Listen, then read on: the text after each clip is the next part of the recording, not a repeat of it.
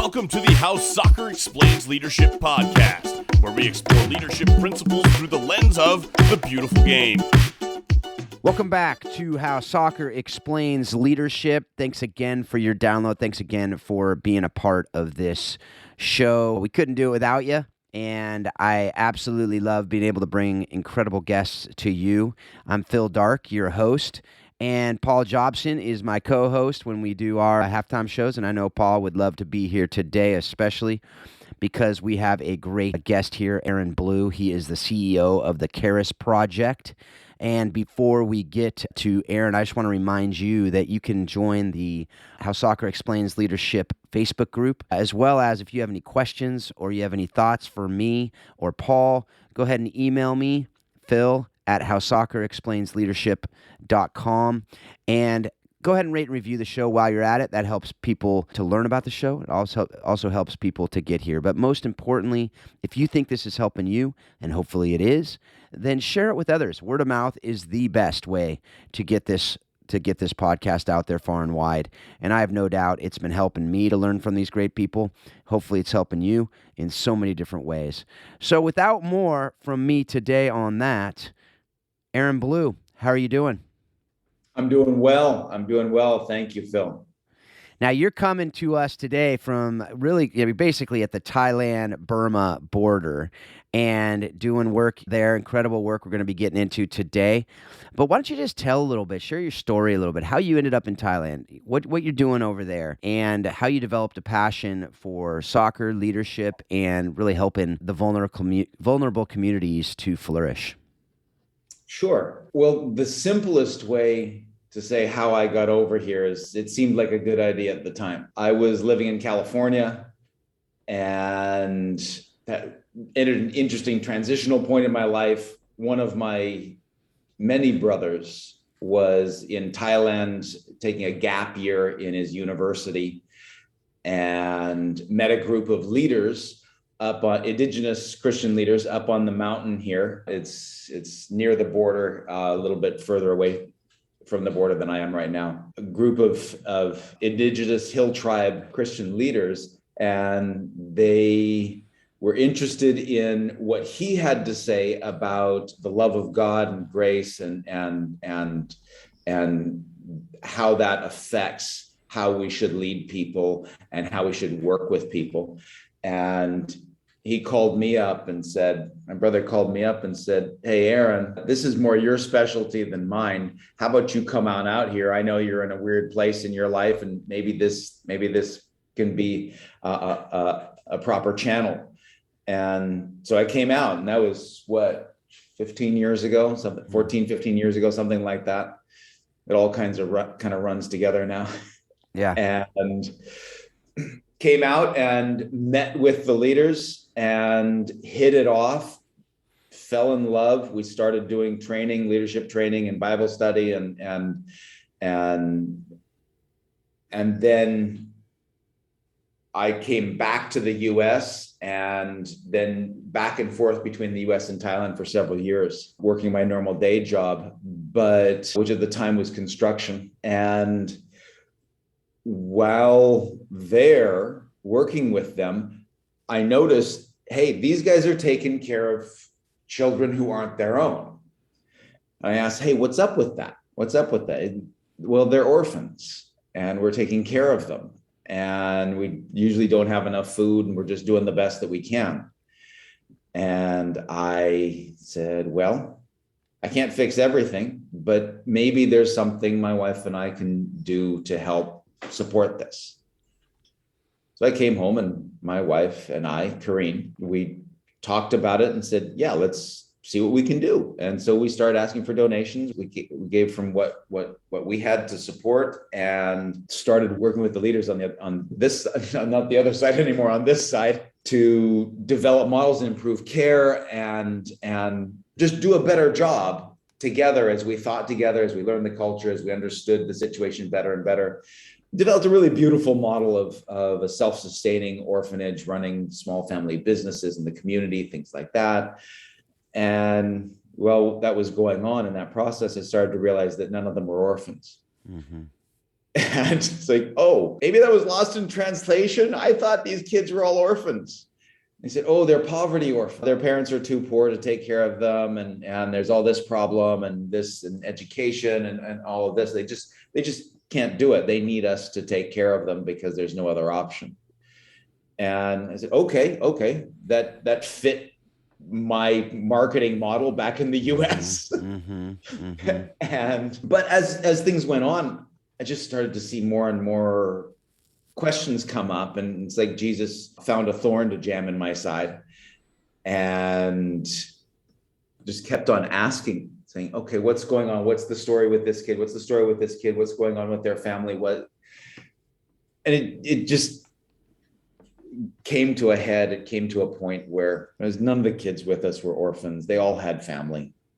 They all had different kinds of stories, and they were a mess, but one kind of mess or another. And what came out of that was a question that Jesus asked me, which was, hey, Aaron, if you were in this kind of situation, in the situation that these families are with your kids, by the way, at that point, I think I had 3. Now I've got 6. So I've got some kids for him to be talking to me about.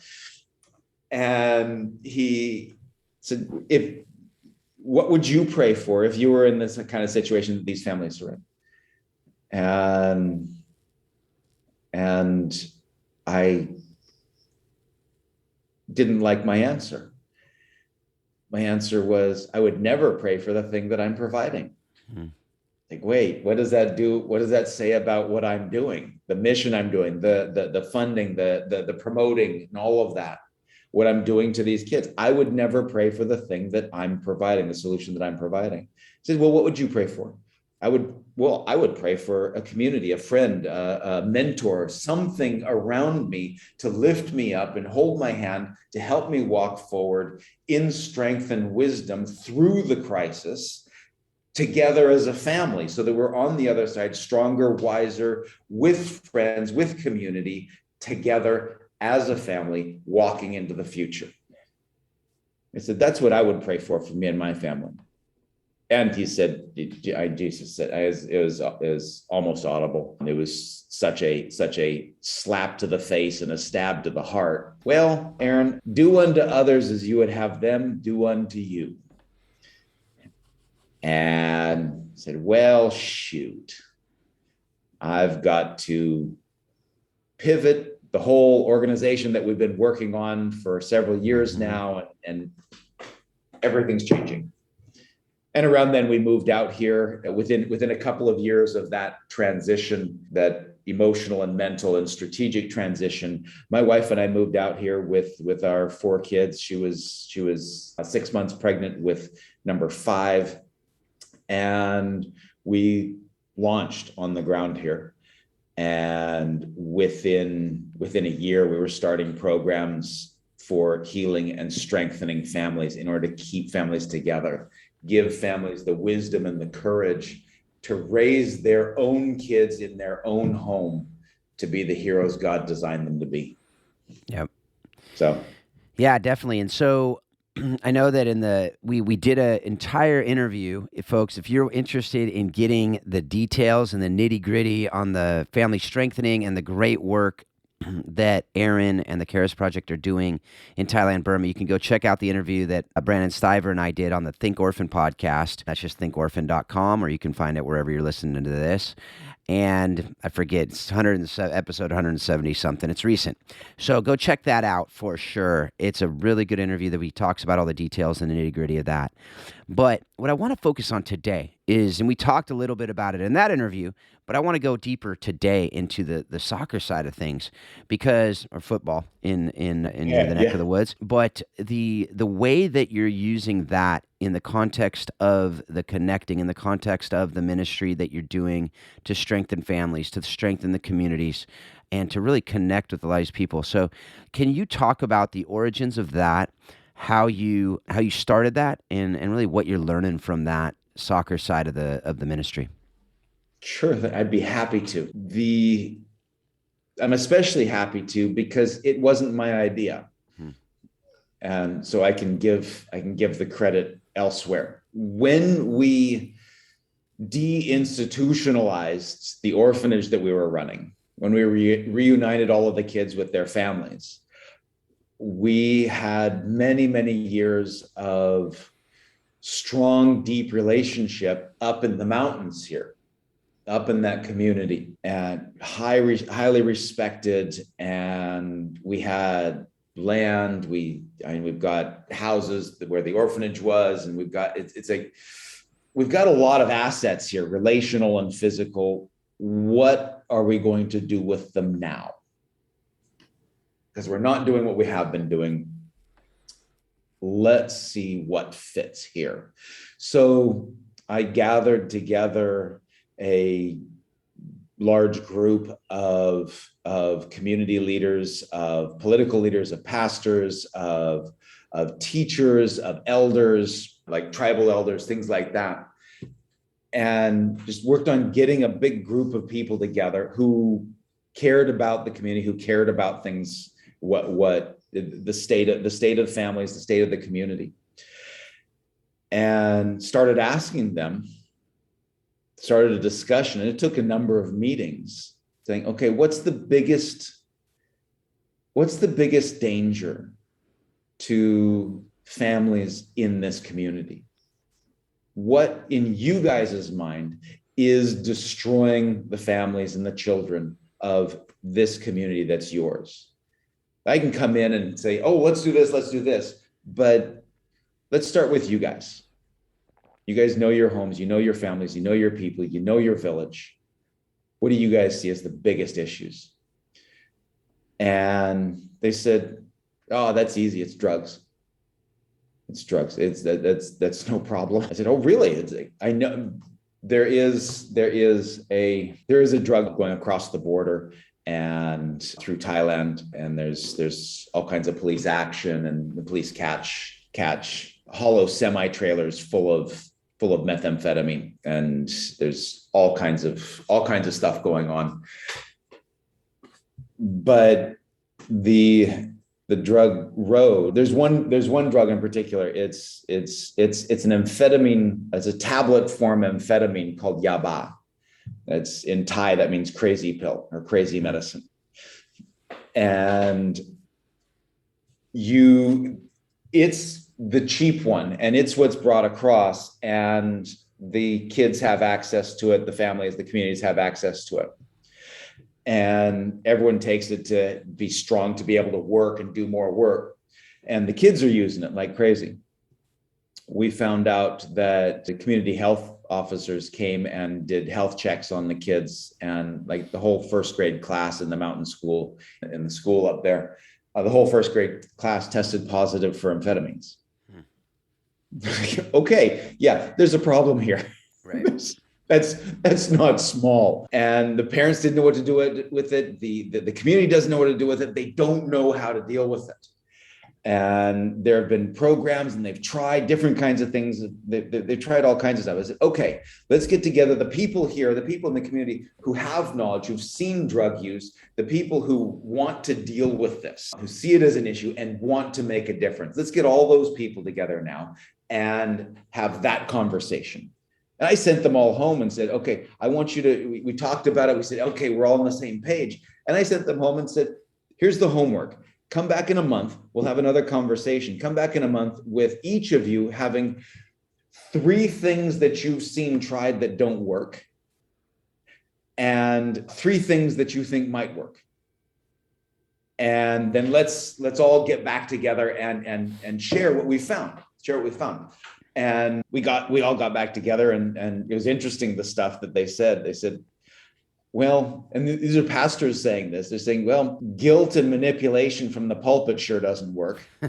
We've tried that. The kind of moral controlling that we know how to do, that doesn't work. And they listed off a number of other initiatives that they had seen that just don't work. And some of these guys used to be on the drugs. They used to be on yaba and came off. And so they know what's involved. They know it from the inside.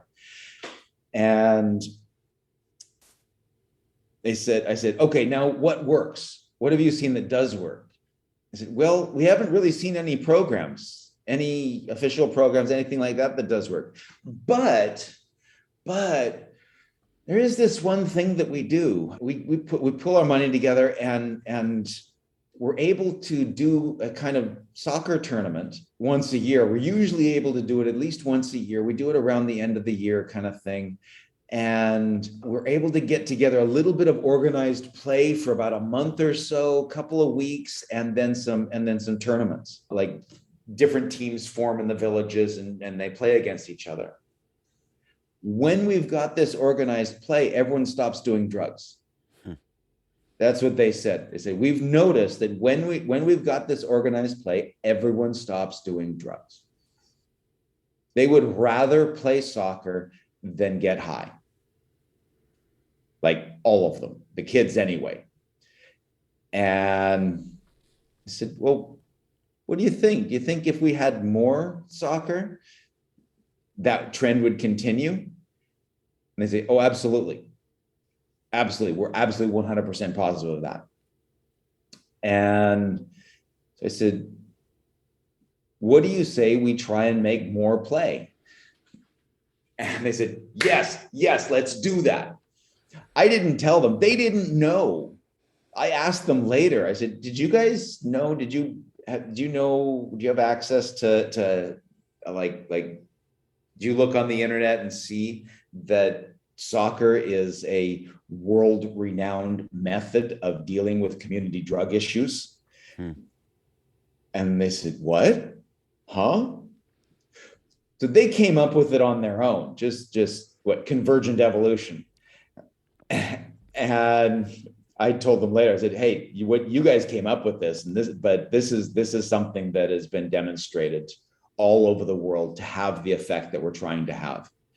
So great job, guys. Great job. And so we started putting together a strategy. How do we do this? What do we do? How do we go about it? What are the end goals? And how does it integrate with the life of the community most effectively?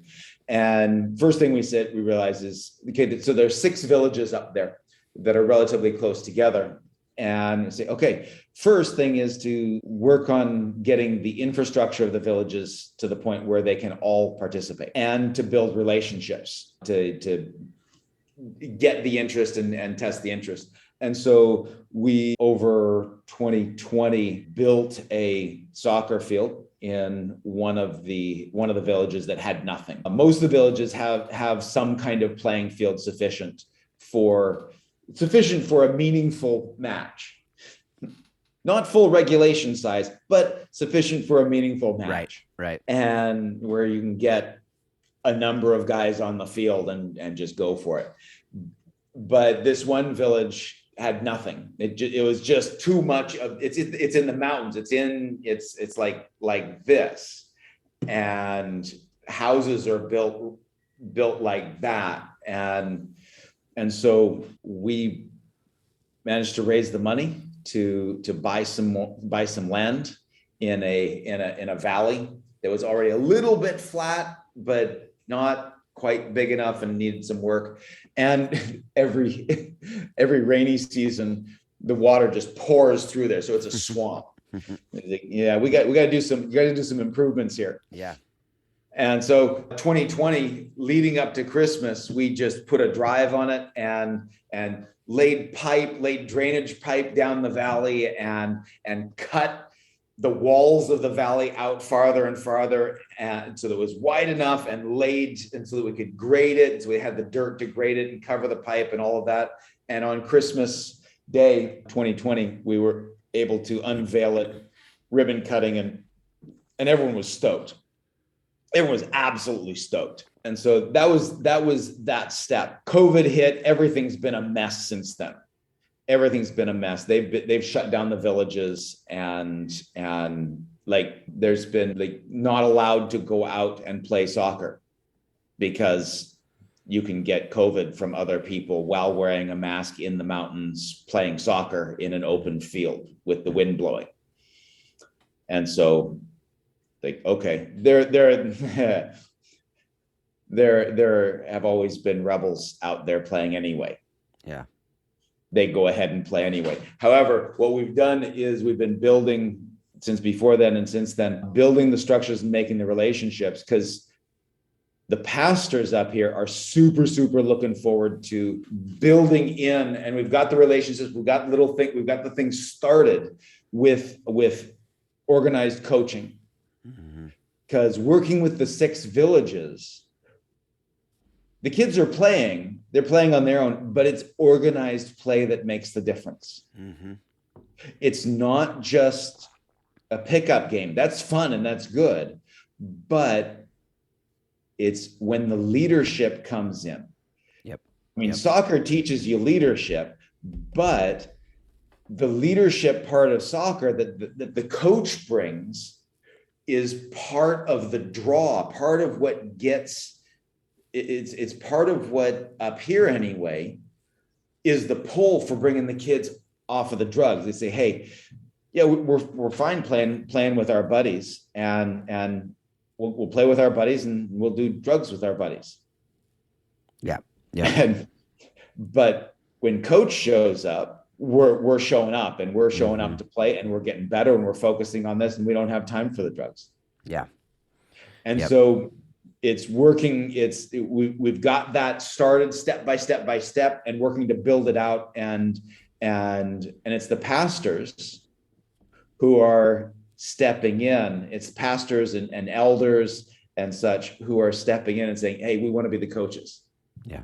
We want to be the coaches, so that not only do we have the soccer and the drug prevention, we have the opportunity to be face to face and the person of respect and authority and friendship to be the ones to speak into these kids' lives, to not just coach them in soccer, but to coach them in Jesus, coach them in obedience, coach them in life worth living, all of that stuff. And some of the 6 villages are at least nominally Christian villages. And some of them are very much not. They're full on animist villages. And for those that are not familiar, it's old traditional tribal spirit worship, and you got the witch doctors and stuff like that. And the pastors there have said, I've been there for many, many years, and I've been in these villages, and they're dark, and they're really painful and depressing to see and go into. And the evangelists and the pastors up on the mountain, who are the same culture, the same language, and they've got a heart for this, so we've never been able to get in there with any effectiveness. Yeah. We say, we believe that this is going to make the difference. They will open to this, and they will be happy for this. And this will be the way that we minister the gospel into these holes of darkness that we have not been able to touch with the gospel for years and years and years and years. And we're stoked about this. Yeah. So that's kind of how it came about, and it's rolling forward step by step, and bringing on the coaching. We're, as far as a structured program, our goal is aiming towards having the full structures and the schedule for developing kind of inter-village league play with annual tournament and stuff like that. That's where we're heading with it. Yeah. And everyone loves the idea, but stuff in the mountains runs, especially when COVID is going on, runs slower than a California guy like me wants it to. Right. Yep. Well, I think All right, everything runs slower than us California guys want. So, but so, I love that, because it goes, so much of that is what we talk about on this show, the idea of the impact of coaches. I was just talking to my wife about this last night, just and with a couple other friends, as we're talking about different things and different ways to impact culture. And the coach has access that very few people in children's lives are given. So parents have access, and I think behind parents, I think coaches are number 2 as far as what parents allow into their children's lives and what children allow into their lives.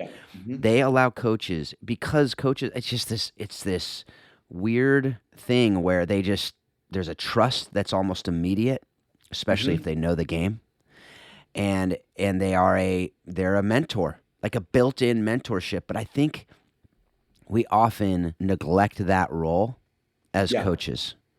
We see our role as we're teaching them the game.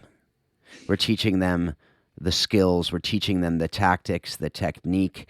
We're teaching them how to get into formation and play a game and win a game and score goals.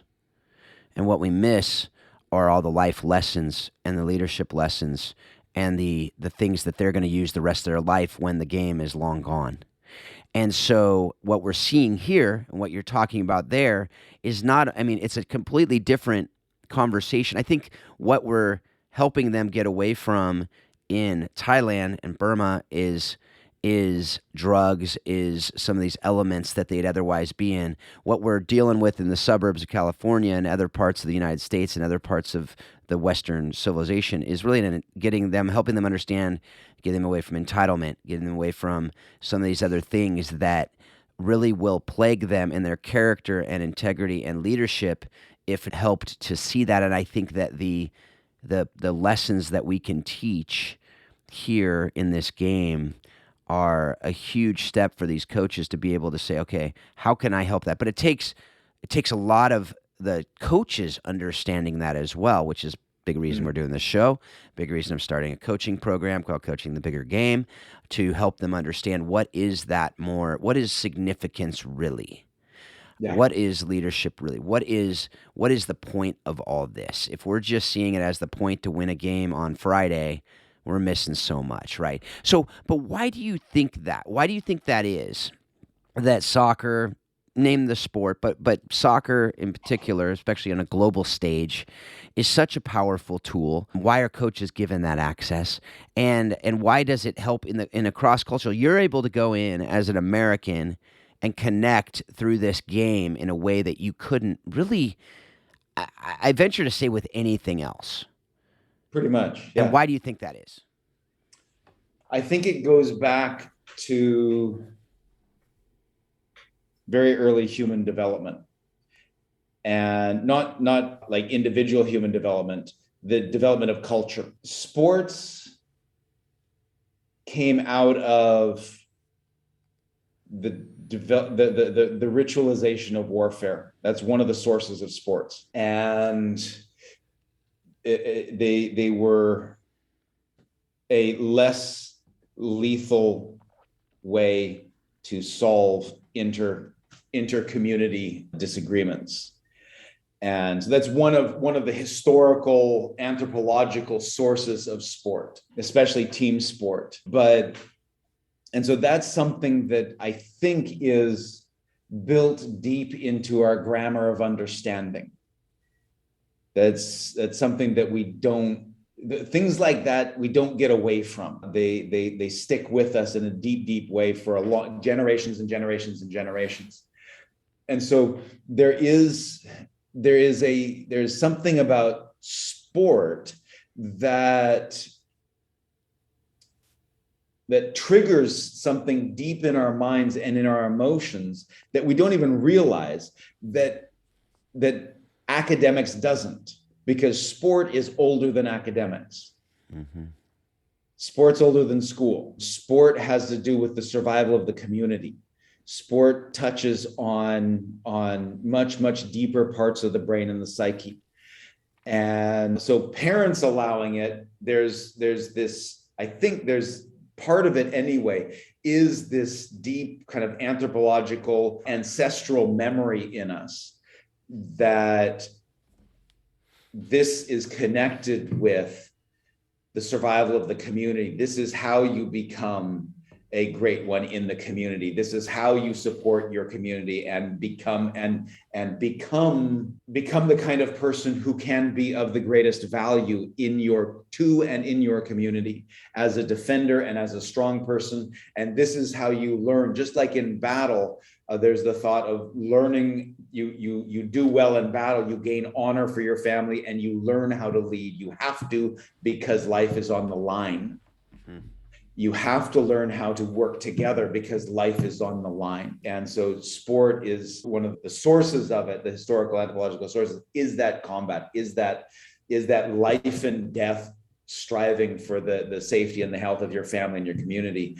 And I think that carries over into it. And so it's not a surprise that leadership and growth of the human being is so well attuned in sport. It's so well impacted because it's touching on things that are so deep in our minds, so deep in our psyches, that have to do with survival, that have to do with the strengthening of the community, the strengthening of the individual for the sake of the community. It has to do with having to work together and having to be the top at the same time. You have to lead and you have to work together, because no one on the field can slack. Everyone has to be striving to be the best. Otherwise, the team that is doing that will beat you. Yeah. But everyone has to work together. It's highly individualistic and highly teammate and highly communal at the same time. And I just keep going back to, it's the survival of the community. It's that deep psyche thing, I think, is part of that as well. Yeah. So that's my thoughts on it. Yeah. And soccer, because it just happens to be one of the easiest games in the world to play. So the world plays it. Mm-hmm. Yeah. It's cheap. I mean, you need a ball. Yeah. And you can make a ball out of tape. You know, you can make a ball out of socks. Like literally you can make a ball out of whatever.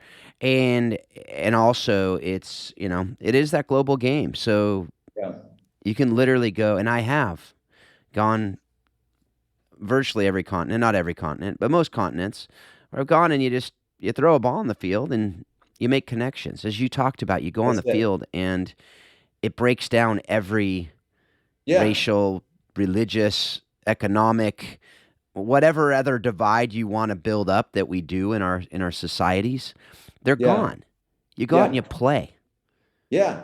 And it's just, let's play a game and let's just get out there and we can battle, like you said. I mean, it's that battle. We use the military, we use the war metaphors in soccer, in sports, right? We're going to battle. We're going to do these things, and that's what we can do. So, absolutely, totally agree with that. So, with that, what are a couple of those lessons you've learned from the game, from the work you're doing as well, but from the game itself, that you've used in your marriage, parenting, other areas of your life and leadership? Well, I will be bluntly honest on this, and please don't be disappointed. I'm on the autism spectrum, mm-hmm. and team sports are very, very difficult for me. I can see the huge value in others, but team sports are really, really difficult for me. And when I was young, I didn't do well. I didn't do well. And I played soccer in Canada growing up, and I was that kid on the field who just looking off into nowhere, not able to pay attention to anything. And I didn't care. I couldn't care. And when I was able to care, what I cared about was, I remember saying, "Hey, coach, this is what I'm doing. This is what I'm doing. I'm working to keep a line between me and the ball and move back and forth across." And that's all I cared about. I can remember. And he's like, "Good, Aaron. Excellent. No comprehension of teamwork, of any of that. And so it was, I enjoyed it. And the coaches were really good at, my coaches anyway, were good at, looking back on it, I was a problem kid and I'm essentially useless on the field. And I'm one of those kids who, anyway, every coach has had one of those kids or more. Mm-hmm. But the coaches never made me feel unwelcome, even though I didn't fit in and I didn't really enjoy it. But I was out there. I didn't feel belittled. Looking back on it, there's plenty of room to feel belittled on that. Mm-hmm. They succeeded well in not crushing my little heart. And honestly, right now is the first time I've seen this. I've observed this. I haven't thought about it this way before. And I'm actually getting choked up. I never realized so clearly that what those coaches did for me in not wrecking me, in not hurting me. And anyway, sorry.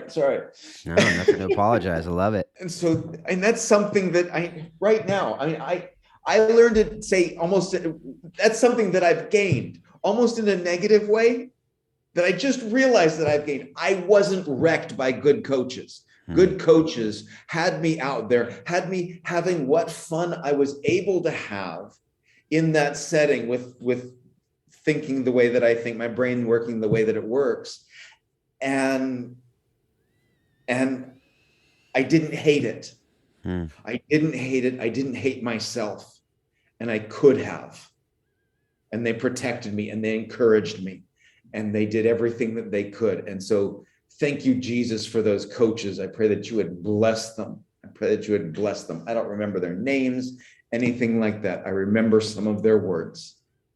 And that's it. So that's another thing. I remember how they treated me. I don't remember their names, but I remember and there's that statement. People will remember how you treat them. And that, if I can remember that as I wasn't wrecked at this late age, I'm 46, and I didn't play it long because my parents put me in something else, trying to find something that I could really engage in. Yeah. And it's like the voice that a coach has. I can remember them saying to me, I can remember them encouraging me. I can remember them saying to what I realize now are just really silly things, really stupid things that have nothing to do with the game that they're trying to play. I'm saying, hey, Aaron, good job.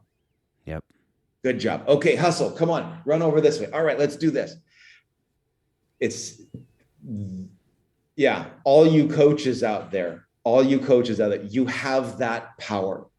You have that power. Me at 46 years old, maybe 38 to 40 years ago, one of you said words to me that I still remember and brings tears to my eyes. I see, you did a good job. You did a good job. You had the power to wreck me, but you built me up. You built me. Each one of you guys has that power. It's like, man, shoot. I'm gonna have to explore that in my introspection and work more on that. Wow. I'll tell you what, man. Go ahead. Yeah, go ahead. Oh, I was just gonna say the power of that. Coaches, if you didn't listen to that, go back and listen. The power of that.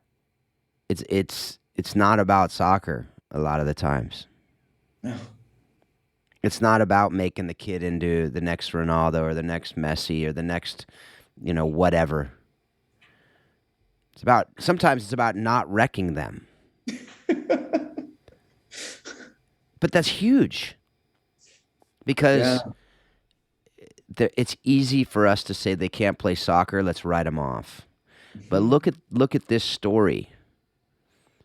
God has said, I'm going to use this kid who didn't really enjoy the game, didn't really do well from a soccer standpoint, but coaches were able to, speak truth to the extent they could and to encourage.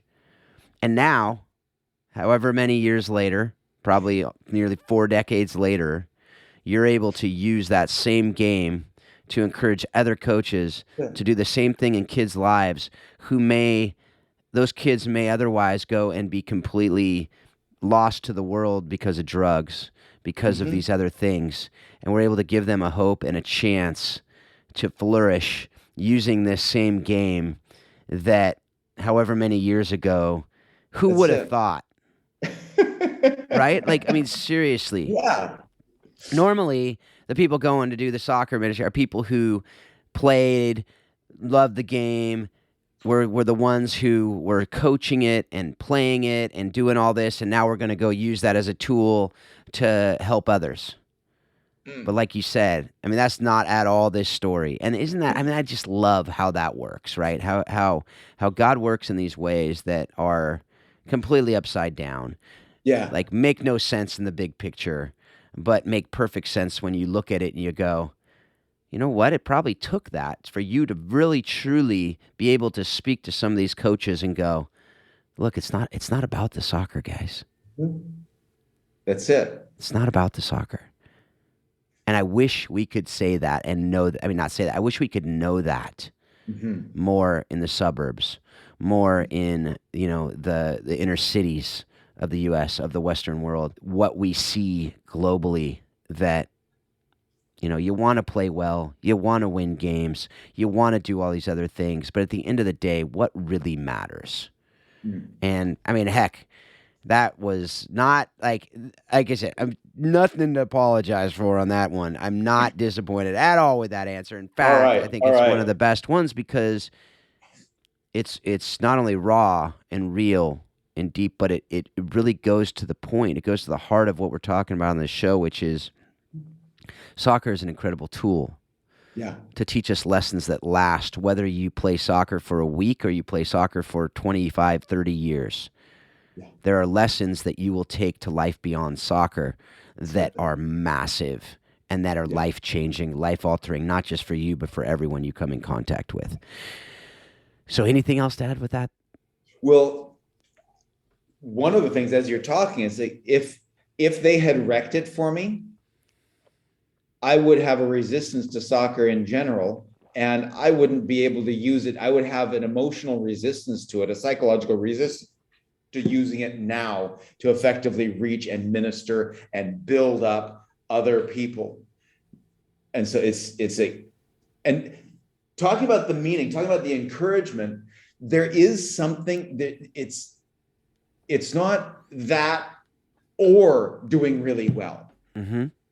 Because the physicality, the teamwork, the winning, the camaraderie, the aiming for excellence is part of what shapes the mind and the body and the soul. It's not, and I know you don't mean this, but it's like, it's not one way or the other. It's the encouragement, it's building the soul on the emotional side and all of that. But striving for excellence in the game on an individual standpoint and on a team, on a squad standpoint and what it does to shape the psyche, to shape the emotions, to shape the will to be able to go into life when it's done right, when those things match together, when it's done right, it creates heroes. And it creates heroes. And I've talked to the team out here, and I said, the coaches and such out here, and I say, we're not going to get anyone here onto the Thai national soccer team. It's just not going to happen. Right. So what's our goal? What's our goal? Say, let's use this wonderful game, this exciting game, this engaging game. Let's use this wonderful game to create and foster the strongest, wisest, best integrated human beings we possibly can. They're like, yeah, let's do that. Right. Let's do that. And that's what this game has the power to do. And I love that you said that. It absolutely is a both and we talk about that too all the time on the show. It's got to be a both and. It's not an either or. It's not that you have to either choose to build character or win. No, the reality is, as I say, the dirty little secret is the more you build character, the more you focus on the things that matter long term. Assuming you have the talent, of course, you have to have the talent. But if you have the talent, then you create healthy culture and you very, very likely will win a whole lot more games. But that's can't be the why, or else it doesn't work, right? That is a byproduct of excellence, of doing your best, of giving 100%. Like I talk to my son all the time. There's games he goes into and he's tired, he's whatever. He gets on the field and he looks like he's going half speed. I say, look, it not only is something you need to do for your team, but it honors God to be able to go that 100% with everything you got. And that's a life lesson too, right? We go into our jobs and we give half. That's not honoring to anybody. That's not character. That's not integrity. That is something that is slacking. That's something that's sloth. That's something that's not good. And so these are all lessons that we get from this sport that you see. And if you're not working together in the teamwork, if you're not collaborating, it doesn't work. Same way in our work. If we're not working together, if we're not collaborating with those around us, it doesn't work. I mean, you can get some individual results in the short term, but in the long term, you're going to burn out, they're going to burn out, and you're not going to get the best work you can get. So those are all things that we see in sport and particularly in this game of soccer where it is, it's a weak link sport. It truly is a weak link sport, like you said. If you're slacking on the right wing, the other team's going to expose that, and there's going to be issues, right, and down the line. So, all right, man, I know we could talk a lot longer about it, but right now we're going to tie this up. We're going to bring it home with the last question we have, and just want to know, what have you read, watched, or listened to that's informed your thinking of all the things we're talking about today? That's informed your thinking of how soccer explains life and leadership, how we can use these tools for the greater good. It's not directly a soccer book. It's probably the best leadership book I've ever read. Mm-hmm. And it's something that I would recommend anyone in leadership, whether CEOs or coaches or parents or pastors or anything. It's called Failure of Nerve. The author is Edwin Friedman. The book is A Failure of Nerve. Leadership, the subtitle is Leadership in the Age of the Quick Fix. Absolutely stupendous. Absolutely stupendous. And core aspect, and you'll be able to identify this in any leadership position, is one of the things he talks about at the core is being able to identify, refers to as emotional triangles, where two people have a problem and they're sucking you as the leader into their problem. And what that does is and you get emotionally involved in a problem that's not your leadership problem. It's your problem to solve it. It's your responsibility to solve it, not your problem to get emotionally involved in it. And when the kid's not doing right out on the field, it's really easy to get emotionally involved in that. And like, wait, no, my emotional issues come out of, and he does a great job dealing with the family backgrounds of the emotional issues that affect leadership at a deep core level. No, these are my emotional issues. They have to do with my family. They don't have to do with this kid out here. I need to step back and look and address this from a well-differentiated, I am not the game. I am not this kid. I am not this problem. I'm on the outside. And from that perspective, I can look at it like from Solomon's perspective. So that's one small piece of it, but how everything in the book fits together is just absolutely beautiful. Easily the most powerful book on leadership I've ever read. Easily. Well, that's quite the recommendation there. So, with that, thanks so much, Aaron, for being a part of this. Thanks for what you're doing. Thanks for, not being wrecked by the game and using it in ways that are just incredible. I mean, just to hear the stories that just makes me want to hop on a plane and get out there. But of course, not right now, but in a couple of years when all this stuff is kind of behind us and we can see the benefits of it and see how it's actually looking on the ground in real life, and just not on paper, not in the idea side. That's And right. so very excited for that. So thanks so much, Aaron. I very much appreciate you. Thank you, Phil. I appreciate you. It's great talking to you these 2 times. First conversation was great. This conversation is great. I love it. I look forward to more. All right, so do I. So do I. Well, folks, I'm sure you look forward to more as well. Thank you again for being a part of this show. Thanks for just all you're doing out there. I have no doubt that you guys are making a difference. If you're listening to this show, if you're learning from it, from all these great people we get to talk with, I have no doubt you're applying it to the kids or young adults or adults that you're coaching, people that you're leading in your organizations, the different people that you're working with in your ministries. There are so many different things that we can do and use through the lessons we learn from this game. And I do hope that you're taking what you're learning from this show and you're using it to help you be a better leader. You're using it to help you be a better spouse, a better parent, just a better friend, and everything else that you're doing, that you're using these lessons to do that. And, as we always say to end the show, and I mean it, I hope that you're taking everything that you're learning from this show and you're using it to help you to really remind yourself that soccer does explain life and leadership. Thanks a lot. Have a great week.